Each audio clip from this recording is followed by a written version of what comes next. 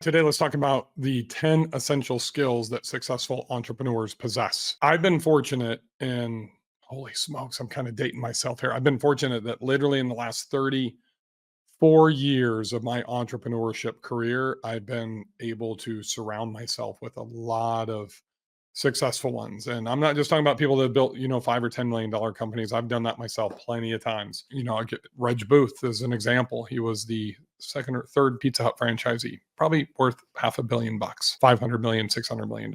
But very unique in today's day and age because, well, he kind of had two careers. Started as a CPA. It only lasted a couple of years when he graduated from college and then became a franchisee in the Pizza Hut. He did multitude of other things. And that's the thing that I look at is one of the essential skills for an entrepreneur is somebody that is multifaceted. Reg was a CPA. Bill Bennett, his partner in Pizza Huts, brought him under his wing. And then they built this massive conglomerate of Pizza Huts. But then he dove into other things. I mean, he was the creator of Glow Golf. He started Glow Range. He owned golf courses. He owned restaurants. He did hotel developments. He did a lot of stuff in Wichita, Kansas and Phoenix, Arizona and things, but it all stemmed from one. And I think the number one trait that I'll start off with, and this actually is not on my top 10, successful entrepreneurs know that when they have success, they need to keep that primary business because that's what funds the other investments, right? And here's what I want you to understand. A lot of people have shiny key syndrome. And this is number two. You got to stay away from shiny key syndrome. And those great entrepreneurs that can focus on their primary business, it's going to fund the other investments, the other businesses. You may end up with 3, 4, 5 businesses, but you don't let go of the focus on the primary business that is generating the cash flow to fund the other ones. I mean, literally, we try to do too many things, right? And we're putting our efforts into all of those. So what I see with successful entrepreneurs is they focus on that primary business. If you haven't, seen the last YouTube video, I would go back and definitely watch that because I kind of break down how these startups fail and also become successful. And it's tied to a bunch of different things, but it's the same thing in the individual. I believe that the entrepreneur is the number one component that makes or breaks the businesses. We've seen this many times where even large companies or in businesses, sports teams, I mean, you have a team with great players, but the coach and them just aren't jiving together. And then they fire the coach and they bring somebody else in, boom, then they take off. And you see great sports teams and great business teams that take time to be able to mesh together. I'm seeing this with my Nashville Predators. We're 3 seasons into the NHL season and we're 0-3, and we're supposed to be one of the top 3 teams in the league after all the acquisitions that we made this year. And that's something that becomes really challenging. That's where number 3, the leadership skills of the entrepreneur come into play, right? So there's leadership skills, there's, sales management skills, there's process management skills, all of these things that happen. And what the great entrepreneur understands is that you can't be great at everything. And that's where a lot of them fail, right? And that's, I think, that the failures that I had, I held on way too long, to be honest with you. Now, today at 51, I am very, very self-aware of what I'm good at and what I'm not good at. If there's something that comes into, if you think about a Venn diagram, circle here, and the circle in the middle. If it's in the middle, what I call my genius zone, then I'm going to use that to my advantage and I'm going all in on that, right? For me, that's vision, it's speed, it's sales, it's marketing. Those 4 things are the critical component. That vision is critical, especially being in the real estate business, even more specific in the short-term rental business. I can see the vision for the property that I'm going to purchase. 2 is speed. I act quickly. Kind of the story about this last where I just hosted B&B camp and, had a couple of hundred real estate investors there at my new massive, biggest single family home I have, paid $3 million for it, 2 houses on it, a pond, a creek, all of that stuff was the speed. I mean, it hit the market. I got a Zillow notification. I saw it the next day. I had it under contract that exact same day. And that's something that's really, really important, right? So that speed is critical. Not being reckless. I still underwrote the investment. I still went through all of my processes. I just do it faster typically than most people. And the 4th thing here are what I call the 2 extra steps. Really probably also inside of that genius zone in the Venn diagram is I am willing to do the shit that you're not. I am willing to do the grunt work. I'm not looking to Tim Ferriss my life and do 4-hour work week. I'm looking to max out my return on my time and focus on the things that I am really good at. That becomes really, really important. I think one of the things that a lot of the entrepreneurs do that fail is they outsource everything from the jump. And when you outsource everything from the get-go, you're going to have a really challenging time of quality control. And if you have a challenge with quality control, then how are you going to really extend pricing elasticity which you can see in that last video. I really talked about price elasticity as one of those important key factors of scaling and being successful, and not becoming a casualty of that 10%. The fifth thing is time management. And we talk about time management a lot, but a lot of people just discard it. Oh, you got to manage your time. There's a couple of things that I do. I actually set 3 hours every single day, 8 to 9 a.m. or 11 to noon, and then 4 to 5 in a traditional like 8 to 5 time frame, even though we don't work 8 to 5. I set those and I block the time out. Like in the morning, it's really my activation. It's business activation. How do I go from personal morning routine into my business routine and set the tone for a successful day? Yes, I'm executing during that time, but a lot of that is planning, scheduling, delegating, that type of stuff. But then when I get to that second block of time, that 11 to noon, had it 2 hours of just, I'm probably doing coaching calls, sales calls, building stuff out, whatever it is. That's my execution time. And that's really what I call the gap time, to where I can make up for things that I fell behind on in the morning. And then I go through the afternoon. And then there's 2 things that happen between 4 and 5 o'clock. And remember, I live in Central Time. So we're literally middle afternoon on the West Coast in California and Arizona. But as I migrate to the East Coast, they are really in shutdown mode. Also understanding that the East Coast, like New York, typically shuts down later than where I am in Nashville. So they work till 6 or 7 o'clock at night. So that 4 to 5 is perfect for my schedule and my time management. The other thing that I do is I actually manage my time in 5 to 10 minute increments. I have plenty of 5-minute meetings. I have lots of 10-minute meetings. My inner circle members, when we do like a lifetime meeting, it's 20 minutes. And that does a couple of things. One, it makes sure everybody that's in that meeting is well prepared, and there's no BS coming in that meeting. There's no fluff. And that's kind of the way that I roll. I want to get in, I want to solve the problem, and I want to get out. And then I want to move on to the next person and help them. I also set that expectation with my team and or a client or whoever I'm speaking to. Hey, by the way, I've got 20 minutes set. And then when I get to like minute 16, say, hey, we got 4 minutes left. So we're going to have to wrap this up right on schedule. So if you have anything pertinent, let's hit it right now. Setting expectations, 5 to 10 minutes on the calendar, 3 hours a day, morning, noon, and in the late evening for execution and block time. And that, honestly, that is cell phone down. That is Slack notifications off when I'm inside of those 3 windows. That is everything. The next one is delegation. And one of the things that's really hard for people, especially if you're doing your first startup, is to really be able to delegate, because you think you've got to do it. You hold on to that task, with your Derek Zoolander Kung Fu grip, and literally you won't let it go because you don't think the other person can do it as well as you. Well, I'm here to tell you that's your fucking fault. If your employee, your VA, your 1099, whatever, can't do it as good as you, it's your fault because you haven't trained them well enough. Let that sink in for a second. That's all in the leadership. All of that falls back onto us. And that delegation is going to be, it's your fault. You either didn't shoot a video or do a Loom video that was good enough on the walkthrough. You haven't had any continuing education, the follow-up to make sure that they're doing it to your expectations or even better. Or many times you micromanage them too much and you haven't let them run with the ball. But whatever it is, it's your fault. It's up to us to identify those issues and make sure that we are giving them everything, every ounce of skill that they need, every ounce of thought process that they need, setting their mindset, all those things. That always falls onto us. Number 7 is negotiation. Here's what I want to talk to you. I mean, it's really easy. Negotiation. I kind of talked about this in the previous video about pricing, when we're working on dynamic pricing and then the price elasticity. We all underprice ourselves. If you are not a great negotiator, it's really going to hamper your business, from negotiating with employees, when they're starting with you, negotiating ownership in the company, profit sharing, but also for products and services that we're going to need, or when you're negotiating and selling, because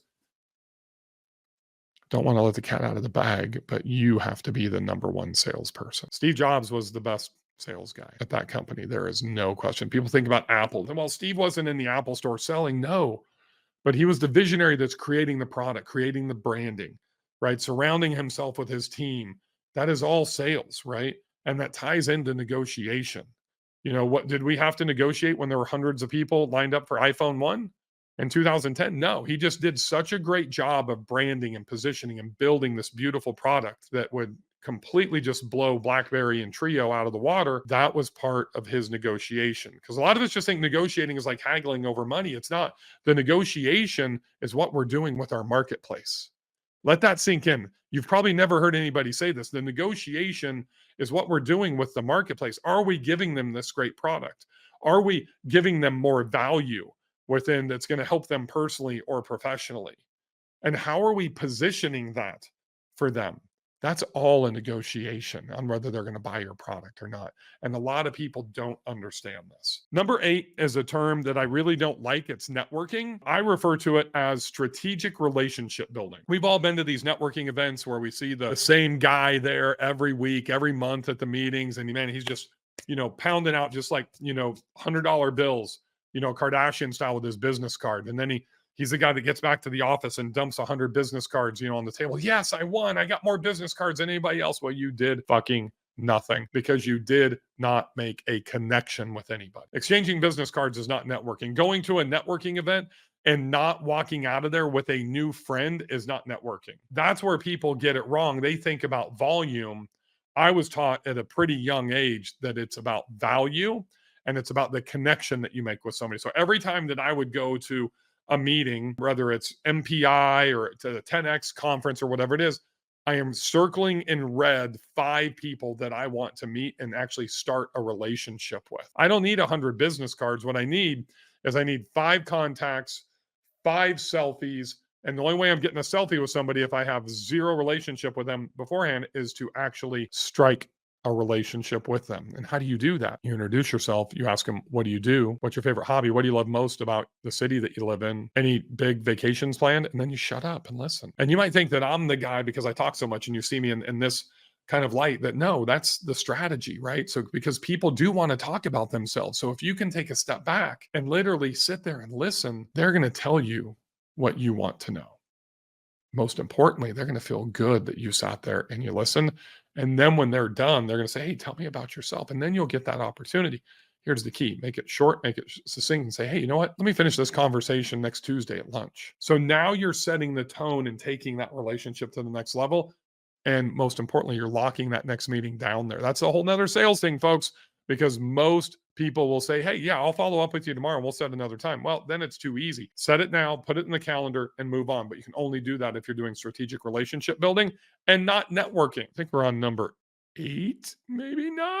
I'll give you some extras. Don't worry. Problem solving. If you are the person that I would classify as not being fucking resourceful, then you're not going to be successful as a CEO, as an entrepreneur, doing a startup. You won't even make it to CEO because you got to go through startup phase as an entrepreneur first before you turn into a CEO. Number 9 is trying to become the CEO too quickly. Both of those go hand in hand. Problem solvers are the people that I want to surround myself with. I just refer to them as being resourceful. They can figure anything out and they can do it fucking quick. My COO, Chris, that works for me, he is incredible. He's a better problem solver than I am. I solve problems in a different way by that vision, by the way that I see things ahead of time. I eliminate problems. He's the guy that I go to when I need something solved with tech or whatever it is, because he can do that way faster than I can. Probably because I've also got 15 years on him as well. But that number 9 is trying to go CEO. I call it CEO. It's almost like going Hollywood. That guy that makes a few bucks and then he gets the new Rollie and he's got the Lambo, or he upgraded to the Corvette, whatever it is. He parks right in front of the office to, he's got the ego and wants to showcase us. I had one of those guys that I sold a company to. And literally he would drive an AMG one day, then, freaking G-Wagon the next day, park it right in front so everybody could see it. And the employees resented him for that. Drive an old piece of shit, wear an iWatch, as opposed to a Panerai or a Rollie or whatever. But understand that you can't go CEO until you're really ready to be a CEO. And there's no need for the CEO mentality until you hit 10 million, in my opinion. Number 10 really is going to be adaptability. And this is something that I've been fortunate enough to be blessed with as I've done 37 startups. And a lot of it is I've done it based on adaptation and being able to adapt to different climates economically, being able to pivot quickly. The only reason that I got into the short-term rental space in 2020 was because my coaching business, Limo University, I personally took to 0 immediately when COVID hit. I was the first and probably only person in our entire industry to take it to 0. A few others, followed suit, but I took my 480 members and literally let them know the first week of March that I am not going to charge them until this was over. And that lasted for about 9 months. Now, I didn't go run and hide like everybody else did. Me and Chris were servicing them more than ever, to be there with them, to help them. Hence part of the type of business that I was in. But that adaptability, and to do that, you need to have the intimate relationship with your business. Here's what I mean by that. You need to really have an intimate relationship with your financials. If you do have any layers of management, you need to have intimate relationship with at least the team leaders on every level of your organizational chart. If you have a COO or a GM or a second in command, you need to have a really good intimate relationship with them. Even if you're not seeing everything that they're doing, but you need to have the trust and you do need to have the checks and balances with them as they're running their department, as they're running their division, if they're reporting directly to you.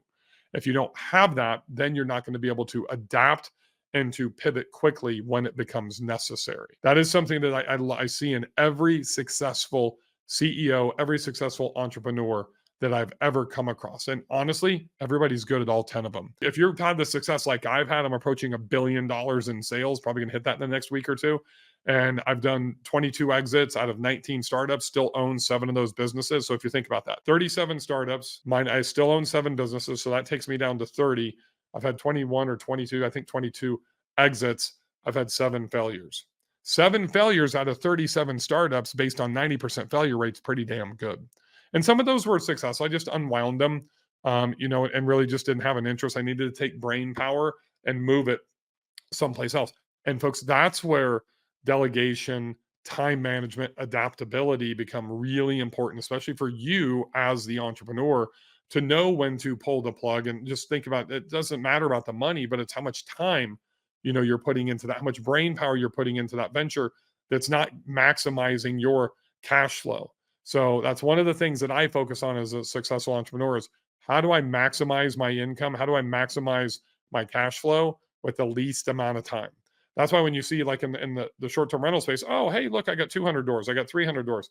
More power to you. I don't want to have anything to do with that. I own 13 right now, 13. My goal is to get it under 10. And I promise you, most of those people that you see that say, oh, I own 100, 150, 200, 250 doors, I'm making more money than they are, net income, because it's very intentional on my time and money management on what I'm doing. Hopefully, this has been beneficial for you. Make sure you smash that subscribe button. I'll see you guys on the next episode.